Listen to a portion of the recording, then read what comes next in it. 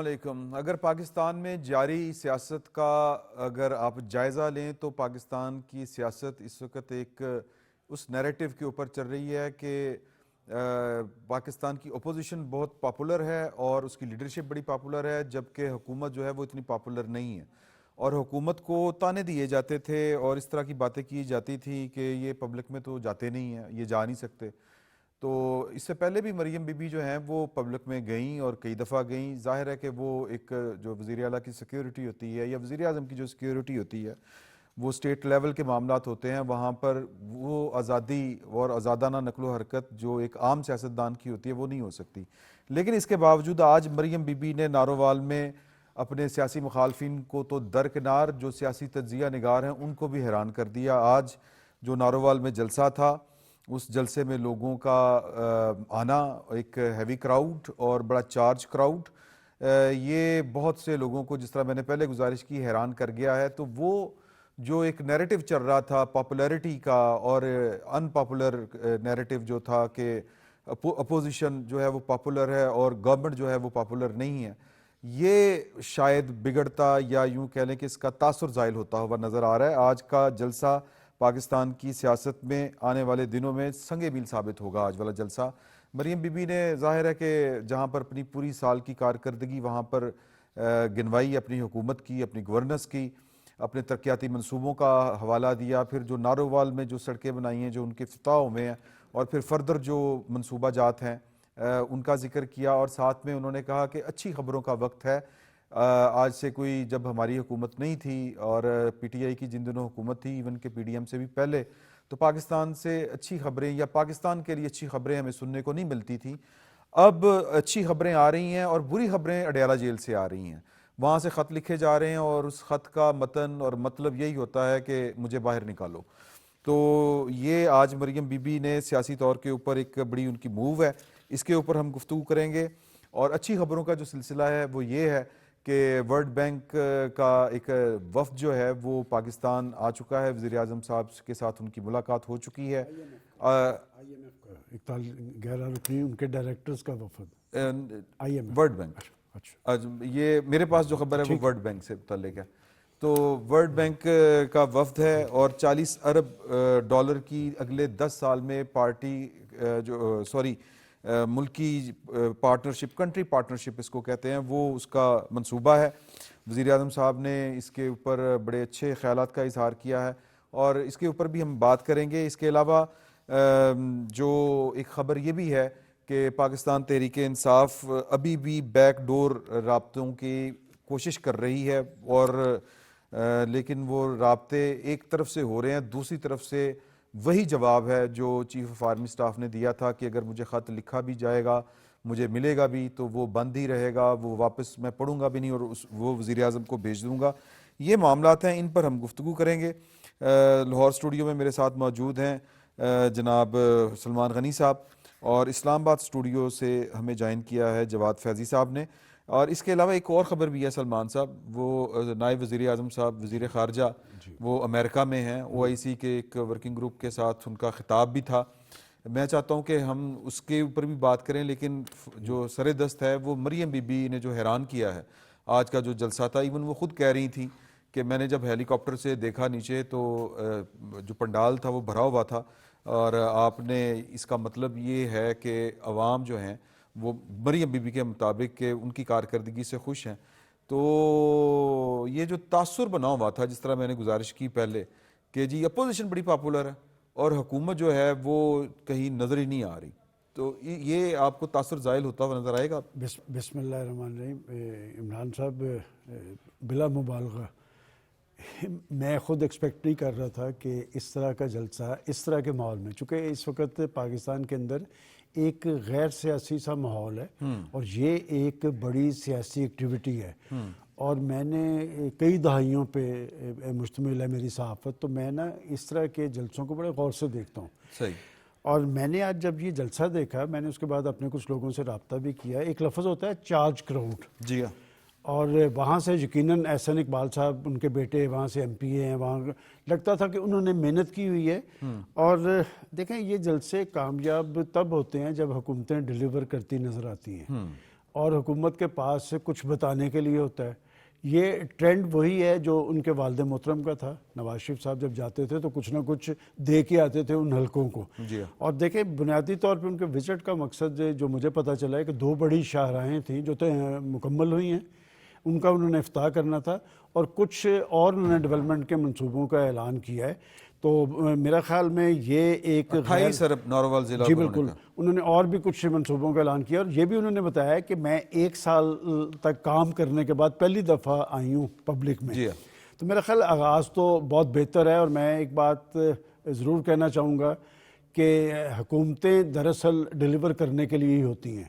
اور مجھے یاد پڑتا ہے کہ لاہور میں ایک بہت بڑا جلسہ تھا, اس میں پرائم منسٹر نواز شریف صاحب تھے, اور انہوں نے شہباز شریف صاحب نے کوئی ٹیکسیشن کی تھی, تو انہوں نے مخاطب کر کے کہا تھا کہ شہباز شریف یہ حکومتیں دینے کے لیے ہوتی ہیں. تو آج کے جلسے سے یہ بات تو ثابت ہوئی ہے کہ پاکستان مسلم لیگ نون نہ صرف اپنی مقبولیت کی بحالی بلکہ اس پر پیش رفت کرتی نظر آ رہی ہے. اور مریم صاحبہ کے پاس کہنے کے لیے بہت کچھ ہے. دیکھیں ہمیشہ اسی پولیٹیکل پارٹی کا جادو سر چڑھ کے بولتا ہے جس کے پاس کچھ کہنے کے لیے ہو, جس کو اپنی کارکردگی بتانے کے لیے ہو. اور 1 سال میں یہ دیکھنے میں آ رہا ہے کہ ان کو اس بات کا احساس ضرور ہے, اس لیے کہ آپ کو پتہ ہے کہ جب پی ڈی ایم کی گورنمنٹ بنی تھی تو پاکستان کی معیشت ڈاواڈول تھی, بلکہ آپ کو یاد ہوگا کہ کہا جا رہا تھا کہ پاکستان دیوالیہ ہونے جا رہا ہے, پاکستان سری لنکا بننے جا رہا ہے. تو شہباز شریف صاحب کو کچھ اقدامات کرنے پڑے تھے, چونکہ آپ نے سرخرو ہونا تھا آئی ایم ایف کے سامنے, اور اس وقت کچھ اقدامات کے نتیجے میں آپ کی بجلی گیس ان کی قیمتیں بڑھانی پڑیں. مطلب یہ کہ ان کو احساس موجود ہے کہ ہم نے لوگوں کی عدالت میں سرخرو ہونا ہے.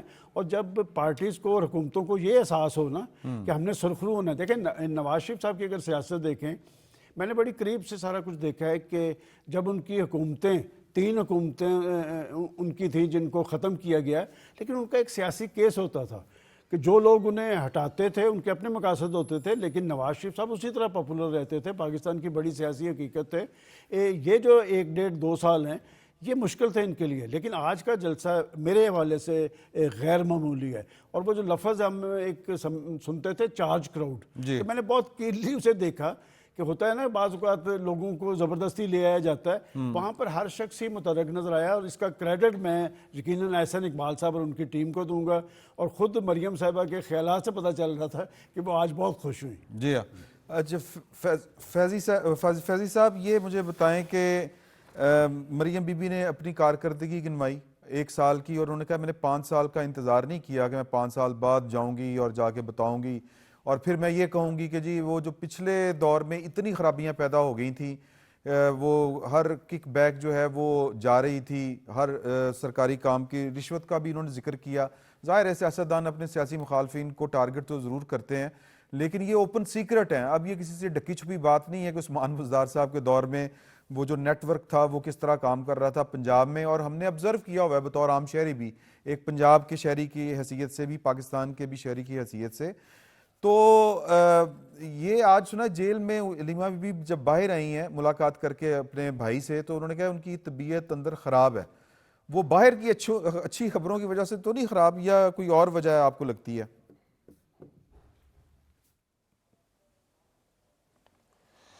دیکھیں ابھی آپ نے آغاز میں پاپولر ہونا اور ان پاپولر ہونے کی بات کی, تو عمران شفقت صاحب جب آپ کو یہ چیزیں سامنے آئیں کہ بچوں کا روشن مستقبل بنانے کے لیے, ان کو آگے بڑھانے کے لیے کوششیں کی جا رہی ہیں, پروجیکٹس لائے جا رہے ہیں, جب آپ یہ دیکھیں کہ بیمار بچے ان کے صحت کے حوالے سے انقلابی اقدامات کیے جا رہے ہیں, جب آپ یہ دیکھیں کہ لیپ ٹاپ دیے جا رہے ہیں, جب آپ یہ دیکھیں کہ بچیوں کو سکوٹیز دی جا رہی ہیں تاکہ وہ تعلیمی جو سفر ہے وہ آسانی سے کر سکیں, جب آپ یہ دیکھیں کہ ناجائز تجاوزات ختم کی جا رہی ہیں, جب آپ یہ دیکھیں کہ سڑکوں کو کھلا کیا جا رہا ہے, جب آپ یہ دیکھیں کہ رکاوٹیں ختم کرنے کی کوشش کی جا رہی ہے, اور دوسری جانب جو آپ نے سوال کر دیا وہ دیکھیں کہ املاک کو نقصان پہنچایا جا رہا ہے, ریاستی اداروں کے خلاف زہریلی مہم چلائی جا رہی ہے, جناح ہاؤس کو آگ لگائی جا رہی ہے, کراچی سے پشاور تک ایک آگ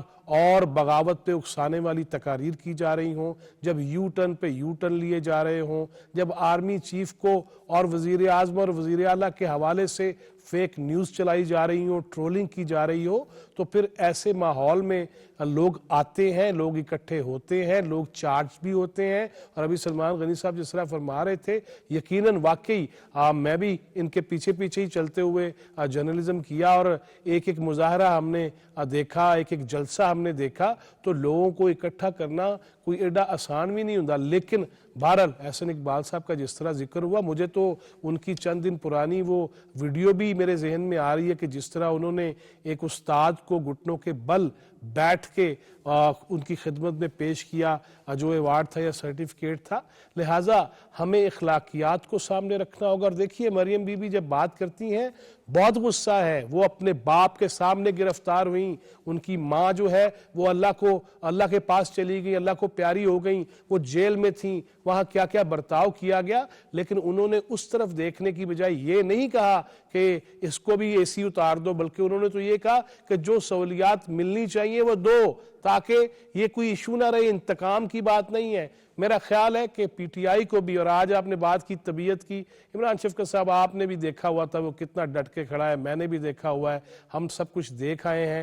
لہٰذا اب اس پہ جو گفتگو ہو رہی ہے، سلمان اکرم رضا صاحب کا میں ایک ٹویٹ دیکھ رہا تھا جس میں وہ فرما رہے تھے کہ مجھ تک یہ پیغام پہنچایا گیا ہے، علیمہ باجی نے پہنچایا ہے کہ جو تمہارے خلاف بھونک رہے ہیں ان کو سختی سے جواب دو. اب ان میں آپس میں جو رسا کشی ہے نا پارٹی پہ قبضے کی، قیادت کی، میں تو اس کو دیکھ رہا ہوں تو پاپولر کہاں رہ جائیں گے یہ. ان کی زبان دیکھ لیجئے، ان کے ہاتھ اٹھانا. میرا یہ سوال ہے فیضی صاحب کہ جس طرح پاکستان تحریک انصاف ایک مزاحمتی تحریک چلا رہی ہے، اور اس تحریک کے لیے جس ایک بطور ایک جو کہہ لیں کہ طالب علم کے یہ سوال تو ایک بنتا ہے کہ اتنی بڑی مزاحمتی تحریک جس کا وہ دعویٰ کرتے ہیں اور اپنی پاپولیرٹی کا بھی وہ دعویٰ ہے ان کا، تو اتنے انتشار کے ساتھ ایک سیاسی پارٹی کے اندر موجود ہو اور آپس میں لوگ وہ فواد چودھری صاحب کہتے ہیں کہ جی یہ 2% کی قومی سیاسی کمیٹی ہے ان کی، تو یہ اپنے مقاصد کو پا سکیں گے؟ جو ٹارگٹ ہے پاکستان تحریک انصاف کا کہ اپنے بانی کو باہر نکلوانا ہے، آپس میں لڑتی پارٹی، اور 1.5 اینٹ کی مسجد ہے ہر لیڈر کی، ہر ایم پی اے کی، ہر ایم این اے کی، تو یہ پارٹی کامیاب ہو پائے گی؟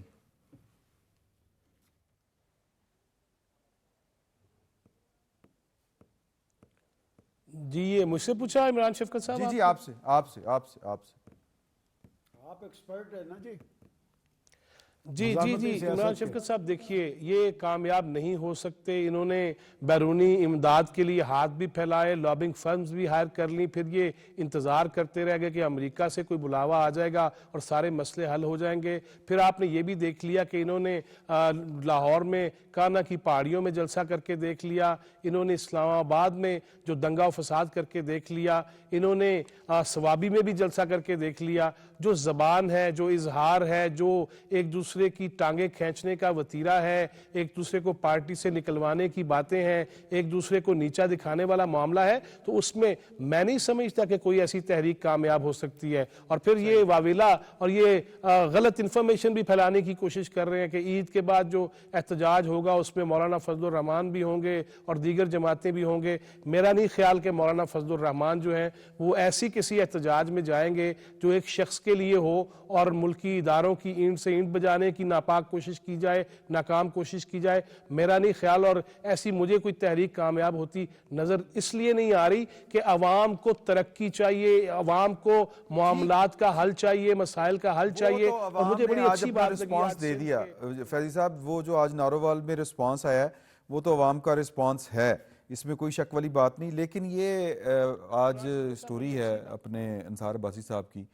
کہ ایک دفعہ پھر پاکستان تحریک انصاف مطلب چٹا کورا جواب ملنے کے بعد بھی وہ کوشش کر رہی ہے کہ پاکستان کی اسٹیبلشمنٹ کے ساتھ ان کی بات چیت چل سکے، کوئی کسی نتیجے تک پہنچ سکے یا آغاز ہو سکے.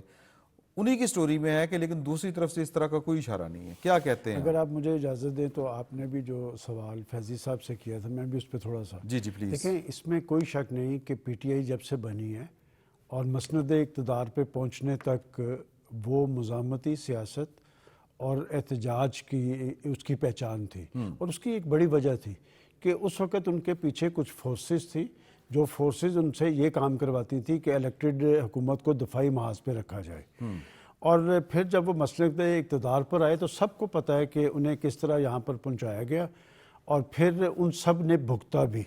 اور بات یہ سیاست جو ہے اور حکومت ہے بڑا سنجیدہ عمل ہوتا ہے۔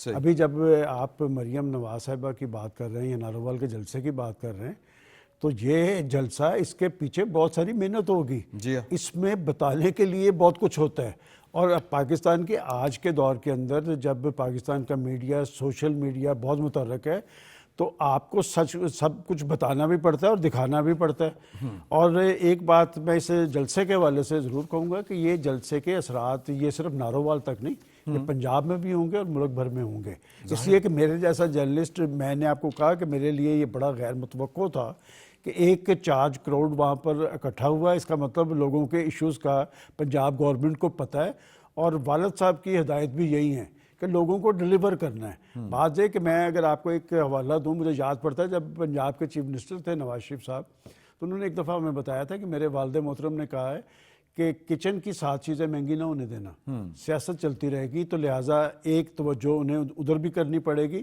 اس لیے کہ آگے رمضان آ رہا ہے اور ہماری اخلاقی اگر اجازت دیں چھوٹا سا وقفہ لے لیں، پھر وہ سوال جو ہے وہ ابھی اس کا جواب آپ نے دینا ہے، یہ جو ڈپلومیسی اور جو رابطے ہیں۔ ایک چھوٹا سا وقفہ لیتے ہیں اور واپس آ کے یہیں سے گفتگو کا آغاز کریں گے۔ سلمان غنی صاحب سے پوچھیں گے کہ جو بیک ڈور رابطے ہیں وہ نتیجہ خیز ثابت ہو سکتے ہیں کہ نہیں۔ ٹھیک، چھوٹا سا پہلے کہ میں سلمان غنی صاحب کی طرف جاؤں، میں تعارف کروا دوں کہ جاوید اقبال صاحب اکانومسٹ بھی ہیں اور چیئرمین پیڈمک بھی ہیں۔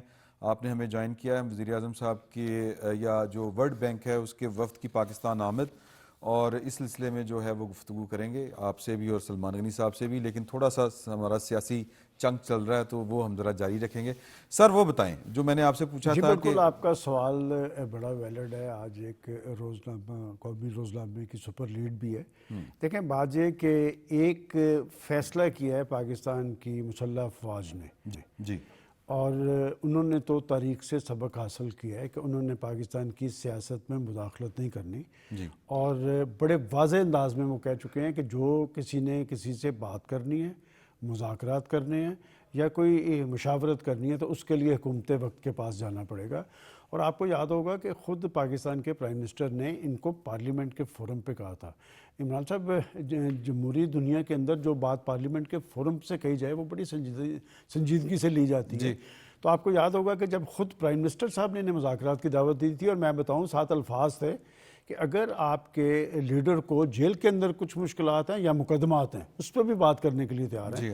اصل میں نا ان کی سیاست میں اس طرح کے ڈائلاگ کی پولیٹیکل فورسز سے کوئی روایت نہیں ہے۔ ماضی میں جیسے ابھی بریک سے پہلے میں آپ کو بتا رہا تھا کہ وہ ان کی پہچان رہی ہے مزاحمتی سیاست، احتجاجی، لیکن اس وقت جو یہ بات کر رہے ہیں کہ ان کو شاید یہ یقین ہے کہ راستہ وہیں سے نکلے گا، میرا خیال وہ راستہ بند ہو چکا ہے، راستہ بند ہو چکا ہے۔ لیکن سلمان غنی صاحب بات یہ ہے کہ ان کو کہیں درست یہ بات لگتی ہے یا غلط لگتی ہے کہ اگر ہم نے پیپلز پارٹی نون لیگ کے ساتھ بیٹھ کے بات کی، کوئی کمپرومائز کر لیا، میں آپ کو تھوڑی سی اگر تو ہمارا ووٹ بینک کم ہوگا؟ اس سے زیادہ مخالفت تھی پیپلز پارٹی اور مسلم لیگ نون میں، یہ کل کی باتیں ہیں نا۔ جی ہاں، نواز شریف صاحب بھی ایسا وقت آیا تھا تو انہوں نے پولیٹیکل فورسز سے بات کی تھی، انہوں نے کوئی پس پردہ نہیں تھا دیکھا یا پس پردہ آواز نہیں تھی دی یا کسی کو پکارا نہیں تھا، تو انہوں نے پولیٹیکل فورسز کو ساتھ ملایا تھا۔ ابھی میرا بھائی جواد فیضی جو بات کر رہا ہے درست کہہ رہا ہے، یہ مذہبی جماعتوں پہ اتھارٹی ہے۔ اس نے کہا نا کہ مولانا فضل الرحمان کا بھی، میں بھی آپ کو بتا رہا ہوں پچھلے دنوں فضل الرحمان صاحب سے، محمود خالد چکزئی صاحب سے اور دیگر لوگوں سے ہماری بات چیت ہوئی اسلام آباد میں، وہ نہیں اس سے سسٹم کا حصہ بنیں گے۔ اور خود ان کی پارٹی کے جو ترجمان ہیں سینیٹر، انہوں نے درست کہا کہ بھئی آپ اسٹیبلشمنٹ سے لڑائی کر رہے ہیں اور ساتھ انہیں پکار بھی رہے ہیں، تو اتنا بڑا تضاد تو آپ کے اندر موجود ہے، تو آپ ہمیں ساتھ ملانے کی کوشش کیوں کر رہے ہیں؟ دیکھیں یہ جو چیزیں کرنا چاہ رہے ہیں وہ اب نہیں ہوں گی۔ آج کا پاکستان نے آگے کی طرف بڑھنا ہے۔ اب پاکستان اس طرح کی سازشوں کا متمل نہیں ہو سکتا جو ماضی کے اندر یہ صاحب کرتے رہے ہیں. یہ ہمیشہ پس پردہ کام کرتے تھے, پس پردہ کچھ قوتوں کے کہنے پہ چلتے تھے. اگر پاکستان کی اسٹیبلشمنٹ نے تاریخ سے سبق حاصل کیا تو پولیٹیکل فورسز کو بھی سبق حاصل کرنا پڑے گا. اگر آپ کو اتنا زوم ہے اپنی مقبولیت کا تو پھر آنے والے وقت کے اندر انتخابات کا انتظار کریں, اور اگر آپ کے پاس کچھ بتانے کے لیے ہوگا لوگوں کو تو لوگوں کو اگر آپ اپیل کر پائیں گے تو لوگ آپ کی طرف دیں. لیکن اصل جو پاکستان کا بڑا چیلنج تھا وہ معاشی چیلنج تھا. اسی پہ ہم نے بات کرنی ہے. آج سے 2 سال پہلے یہ نہیں سوچ سکتا تھا کہ پاکستان نہ صرف ایک خطرناک زون سے نکلے گا, آگے کی طرف بڑھے گا, ٹیک آف کی پوزیشن میں ہوگا. اب دیکھیں کہ پاکستان کی عالمی تنہائی کس طرح ختم ہوئی ہے. بڑی بڑی فورسز سے اتنے بڑے وفد پاکستان کے اندر آ رہے ہیں اور پاکستان کے اندر سرمایہ کاری کا اندرونی اور بیرونی ماحول بن رہا ہے. میں پھر یہ بات کہوں گا کہ میں ان کی پارٹی کے لوگوں کو جانتا ہوں جو اس سوچ اور اپروچ کے حامل ہیں کہ ہمیں آئین اور قانون کے تحت ہی چلنا چاہیے. اور یہ بات بھی بتانی ضروری ہے کہ اس مذاکراتی عمل میں بھی انہوں نے ایک ضد اور ہٹدرمی کا مظاہرہ کیا. ان کی پارٹی کی مذاکراتی کمیٹی کے اراکین مذاکرات کو آگے چلانا چاہتے تھے, اور انہوں نے جب آپ روک اندر دیا. سے بیٹھ کے ڈکٹیشن جاری کریں گے وہی کیفیت ہوگی جو کیفیت آج اس پارٹی میں طاری ہے, اور یہ اچھی بات نہیں ہے. بالکل درست کہا آپ نے پاکستان کے آگے بڑھنے کی بات کی, اور نائب وزیر اعظم اور وزیر خارجہ جو ہیں اسحاق ڈار صاحب, وہ امریکہ میں پاکستانیوں سے جو انہوں نے گفتگو کی اوورسیز پاکستانیوں سے, انہوں نے وہ بتائے اپنے جو ٹارگٹس تھے اور جس طرح پاکستان آگے بڑھ رہا تھا. 24ویں بڑی اکانومی بن چکا تھا, پھر وہ 48ویں کے اوپر آ گئی. اب پھر وہ کہہ رہے ہیں کہ جی کہ ہم لگے ہوئے ہیں, اور اس کے اشاریے آپ کو نظر آ رہے ہیں. ایک جو کامیابی آپ کہہ لیں اس کو وہ یہ ہے, آپ اچھی طرح سے جانتے ہیں کہ ورلڈ بینک کا ایک وفد جو ہے وہ پاکستان آ چکا ہے, اور مجھے تو یہ سن کے ہی بڑی خوشی ہوتی ہے کہ $40 ارب, کہاں ہم IMF کے ساتھ $7 ارب کی پیکج ہمارے ساتھ ہوا ہے ان کا, اور کہاں پر $40 ارب اگلے 10 سال میں. تو آپ کا چونکہ انڈسٹریز سے تعلق ہے, پاکستان کی انڈسٹری میں کتنا دمخم باقی بچا ہے کہ وہ ورلڈ بینک کی اس جو پروگرام آنے والا ہے اس میں انڈسٹری بھی ظاہر ہے کہ ٹارگٹ ہوگی اس میں؟ بسم اللہ الرحمن الرحیم. دیکھیں پاکستان کی انڈسٹری میں اور پاکستان کی قوم میں دمخم موجود ہے. میں نے پوری دنیا پھری ہے جی. ٹھیک ہے. پاکستان سے زیادہ ٹیلنٹڈ قوم اس روئے زمین پہ نہیں ہے. ایکسپرٹ بھی ہے, ایکسپرٹ ہے, ان کو صرف ڈائریکشن کی ضرورت ہے. ٹھیک ہے. ٹھیک ہے, پہلی چیز. دوسری چیز, کسی بھی بزنس مین کو یا کسی بھی انویسٹر کو کیا چیز چاہیے ہوتی ہے؟ مارکیٹ. پاکستان 300 ملین لوگوں کی مارکیٹ ہے. ٹھیک ہے. Just imagine this thing. دوسری بڑی چیز کیا ہے کہ Pakistan still under developed country ہے. اس کا مطلب کیا ہوتا ہے؟ اس کا مطلب ہے مارکیٹ موجود ہے, انڈر ڈیولپ ہے, دیٹ مینس کہ اسپیس بہت اویلیبل ہے. ٹھیک. جب اسپیس بہت اویلیبل ہوگی تو انویسٹر کے لیے تو یہ آئیڈیل مارکیٹ ہوگی. اب انویسٹر کو چوتھی چیز کیا چاہیے ہوتی ہے؟ انویسٹر کو, بزنس مین کو چوتھی چیز چاہیے سٹیبلٹی, جو اس وقت پاکستان میں دیکھیں تھوڑی سی سٹیبلٹی آئی ہے تو اس کا رزلٹ آپ دیکھیں. پورے یقین کے ساتھ آپ سے اب نہیں کہا جا رہا, نہیں پورے یقین سے نہیں آئی ہے, میں آپ کو فگرز دے رہا ہوں. یہی ٹارگٹ ہے, یہی ٹارگٹ ہے. آپ دیکھیں کہ جو سٹیبلٹی آئی ہے, جس طرح ریاست نے سٹینڈ لیا ہے, تو آپ یہ دیکھیں نا 20 سال کی تاریخ میں پہلی دفعہ 9 ڈائریکٹرز آئے ہیں ورلڈ بینک کے. جی ہاں, یہ بڑی بات ہے. وائس پریزیڈنٹ کی اپنی سٹیٹمنٹ ہے کہ ہم نے $20 ارب, 40 تو بعد میں ہے, $20 ارب ہم نے پلیج کیا ہوا ہے. ٹھیک ہے. اب تیسری چیز دیکھنے کی کیا ہے کہ فگرز کیا ہیں.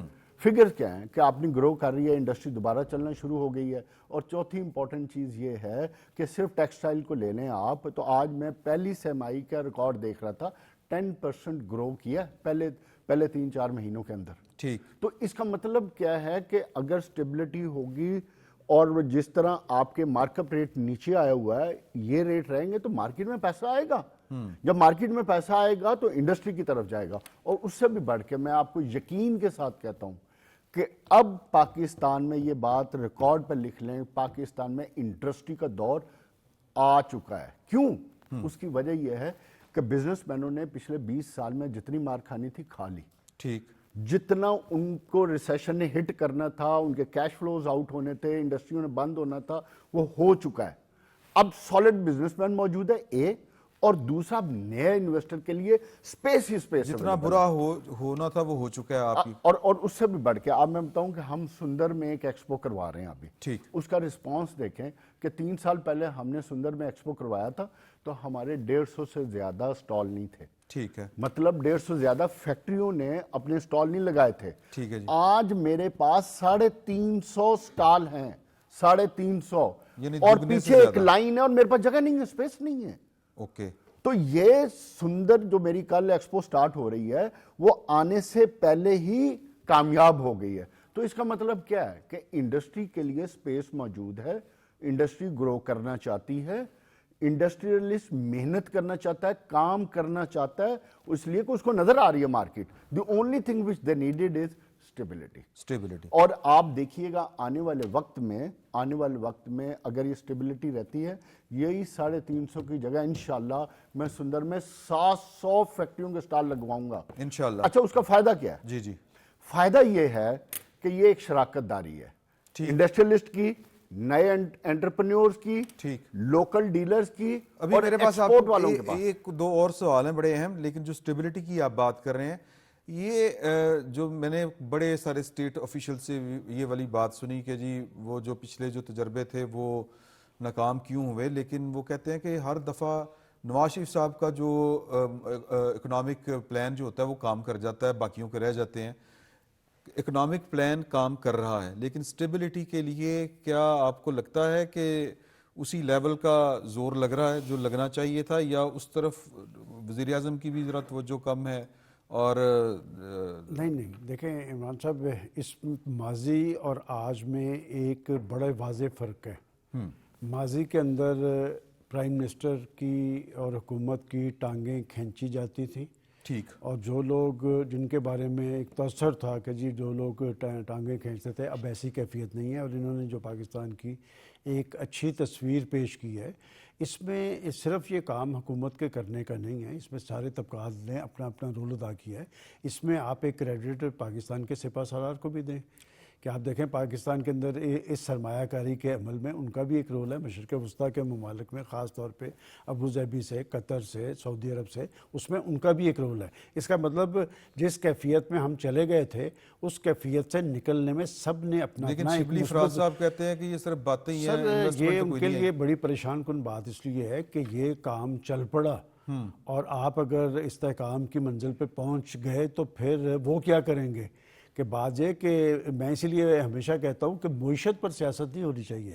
آپ کی سیاست پاکستان اور پاکستانیت کے ساتھ منسلک ہونی چاہیے, آئین اور قانون کے تابع ہونی چاہیے. اور پولیٹیکل پارٹیز دنیا کے جمہوری معاشروں کے اندر تگ و دو کرتی ہیں, وہ لوگوں کی آواز بنتی ہیں. یہ نہیں ہوتا کہ آپ ایک ایسی کیفیت اپنے ملک اور معاشرے میں پیدا کریں جس میں آپ کا معاشی عمل آگے کی طرف نہ بڑھ سکے.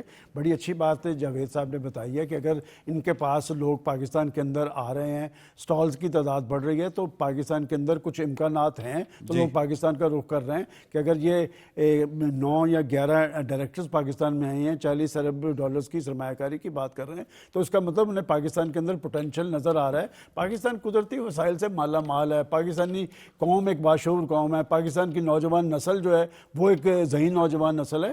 بات یہ کہ یہاں پر جو ماحول طاری ہونا چاہیے تھا اس میں یہ گلہ ضرور کروں گا کہ پاکستان کی پولیٹیکل پارٹیز نے پاکستان کے ساتھ اچھا نہیں کیا. آپ نواز شریف کی بات کر رہے ہیں, نواز شریف صاحب کے دور کو آج بھی لوگ نواز شریف کا نام کیوں لیتے ہیں؟ آج مریم صاحبہ بار بار شہباز شریف صاحب نواز شریف صاحب کے دور کے حوالے کیوں دیتے ہیں؟ اس لیے کہ وہ کلیئر تھے, یکسو تھے, سنجیدہ تھے پاکستان کو آگے لے جانے کے لیے. اور پھر میں دوبارہ آپ کے پروگرام میں حوالہ دے رہا ہوں کہ 2017 تک جب وہ پرائم منسٹر تھے, پاکستان 22ویں بڑی معیشت تھا. تو پھر کیا وجہ تھی؟ ان کے خلاف ایک سازش کی گئی کورٹ کے ذریعے, جو کچھ ہوا, اور وہ سارے چہرے تو ایکسپوز ہو چکے ہیں, لیکن آپ 47ویں نمبر پہ چلے گئے. پھر آپ کو واپسی کا سفر شروع ہوا ہے.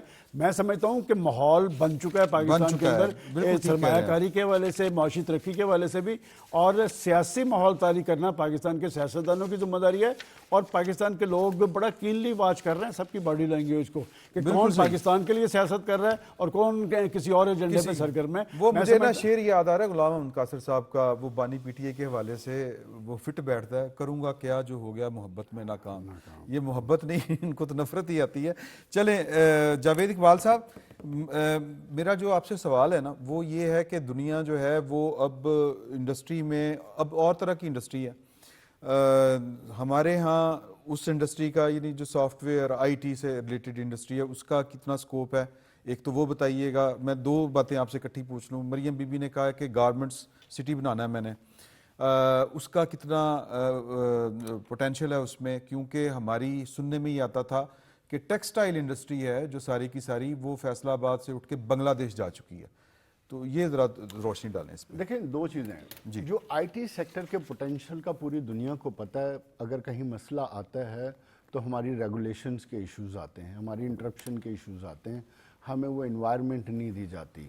وہ بھی وجہ یعنی کہ اصل میں ریزن یہ ہے. تو میں یہ ذاتی طور پہ سمجھتا ہوں کہ اگر ہم آئی ٹی سیکٹر پہ فوکس کریں گے تو ہماری یہ جو 65% نوجوان نسل ہے جو اس وقت، اگر آج آپ 5 سال یا 7 سال کا بچہ بھی دیکھ لیں نا تو وہ بھی اب ایکسپرٹ بنتے جا رہے ہیں. آج لیکن را ہینڈڈ ہیں ان کی، را ہینڈڈ نہیں، ابھی سٹارٹ میرا خیال ہے مریم بی بی نے آئی ٹی میں یہ سمجھتا ہوں کہ آئی ٹی میں جس طرح حکومت اب اقدامات لے رہی ہے، جس طرح ٹیفٹا کو ٹاسک دیا گیا اور ٹیفٹا نے نئے انسٹیٹیوٹ بنانے شروع کر دیے، میں سمجھتا ہوں فیڈرل گورنمنٹ کو بھی ایک ایسا انیشیٹو لینا چاہیے جس میں جو را بچوں کی آپ نے بات کی ہے نا ان کو 3 مہینے 6 مہینے کی ٹریننگ دی جائے. جی ہاں، ان کو 3-6 مہینے کی جب آپ ٹریننگ دیں گے تو وہ ایک ریفائنڈ پروڈکٹ کے طور پہ آئیں گے. امریکہ میں آئی نو لاٹ آف پیپل جو کرتے کیا ہیں کہ جو ایون کاریں چلانے والے ڈرائیورز، ٹیکسی ڈرائیور جن کو ہم کہتے ہیں، شاپس پہ کام کرنے والے لوگ، ان کو 3-3 6-6 مہینے کی ٹریننگ کر کے وہ بڑی بڑی کمپنی میں جاب کرتے ہیں آئی ٹی کی.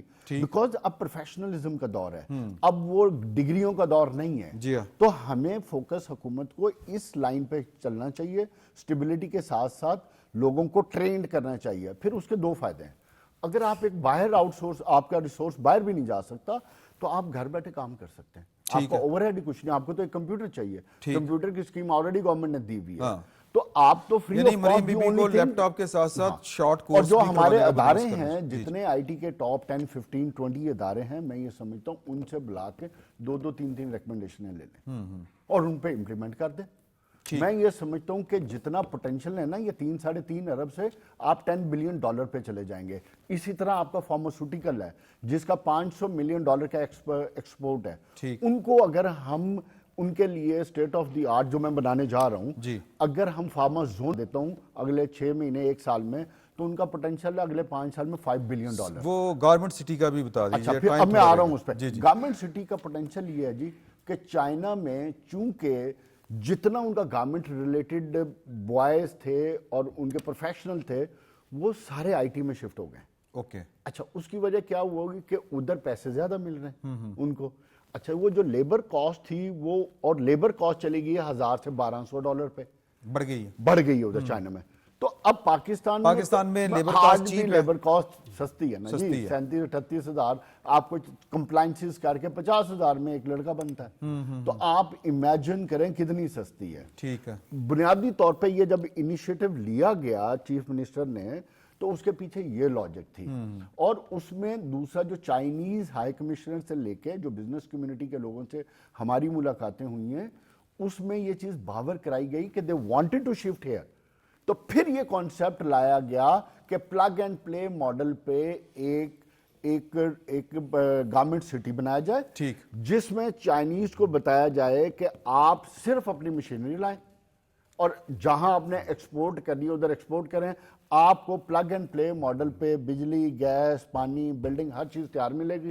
آپ آئیں ادھر شفٹ کریں، اپنی انڈسٹری لگائیں اور ایکسپورٹ کریں. اس کے لیے بھی انٹرنیشنل پالیٹکس بڑا میٹر کرتی ہے یہ ساری چیزوں میں. لیکن خبریں اچھی ہیں، باتیں اچھی ہیں. لیکن دیکھیں بات یہ ہے پالیٹکس تو ہر جگہ ہوگی، چاہے لوکل ہو ظاہر ہے. چاہے وہ تو ہم نے تو اپنا رستہ بنانا ہے، اپنا رستہ بنانا تو پڑتا ہے. رستہ اسی وقت بنے گا جب رستے کی طرف ہم چلیں گے. رستہ یہیں سے نکلے گا، ہمارے وزیر اعظم صاحب کہتے ہوتے ہیں. آپ دونوں حضرات کا بہت شکریہ.